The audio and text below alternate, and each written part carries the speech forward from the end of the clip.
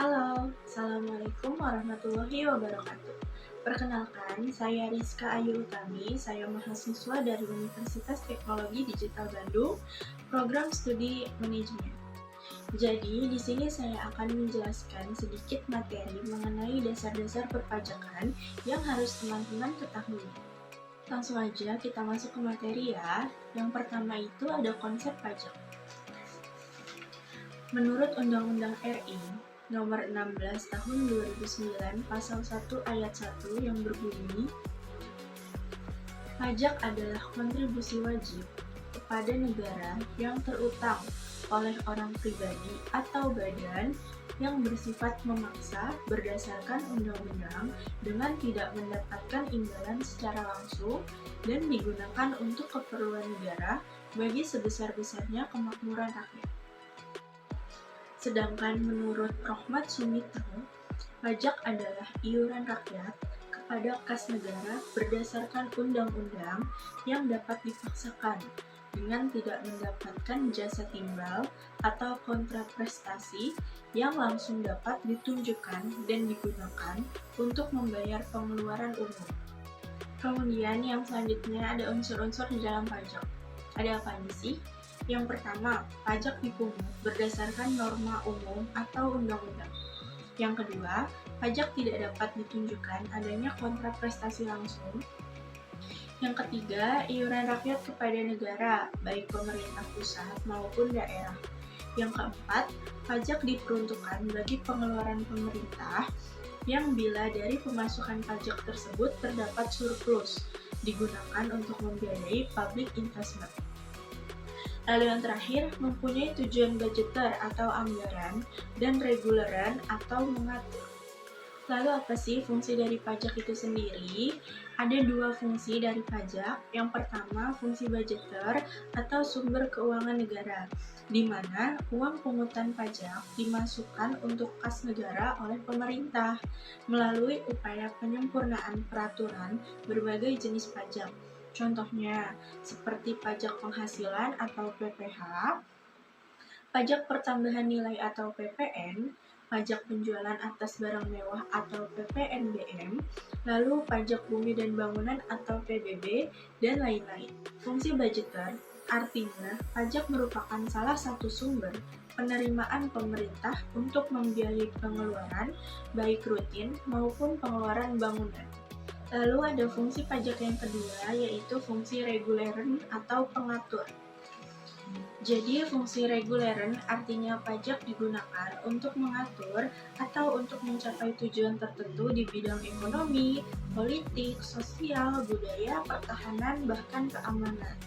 Kemudian yang selanjutnya ada tarif pajak. Untuk menghitung besarnya pajak yang harus dibayar oleh wajib pajak, perlu diperhatikan dua unsur. Yang pertama, ada dasar pengenaan pajak atau biasa kita sebut DPP. Lalu yang kedua, ada tarif pajak. Yang akan kita bahas pertama yaitu dasar pengenaan pajak atau DPP. DPP wajib pajak dalam negeri untuk PPh nomor 36 tahun 2008. Untuk penghasilan sampai dengan 50 juta dikenai tarif 5%. Untuk penghasilan 50 juta sampai 250 juta dikenai tarif 15%, untuk penghasilan 250 juta sampai 500 juta dikenai tarif 25%, dan untuk penghasilan di atas 500 juta dikenakan tarif 30%. DPP wajib pajak badan tarif tunggal 28% pada tahun 2009 dan menjadi 25% pada tahun 2010.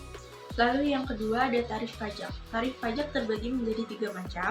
Yang pertama, ada tarif yang sepadan atau proporsional, di mana tarif pajak yang persen pengenaannya tidak berubah berapapun jumlah yang dikenai pajak. Misalnya, tarif pajak hotel dan restoran 10%, maka tarif PPN sebesar 10%. Kemudian yang selanjutnya ada tarif pajak yang meningkat, yaitu tarif pajak yang persen pengenaannya semakin meningkat jika jumlah yang dikenakan pajaknya meningkat.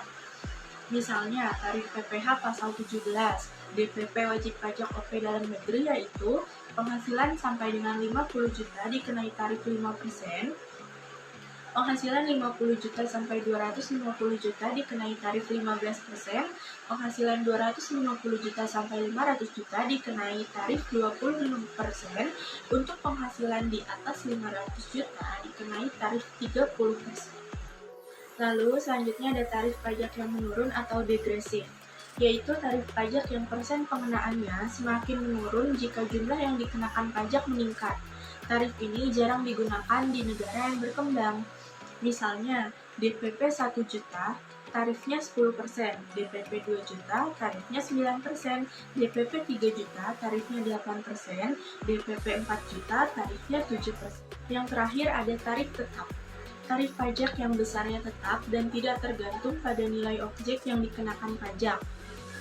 Contohnya apa? Contohnya bea materai 3.000, bea materai 6.000, dan bea materai 10.000.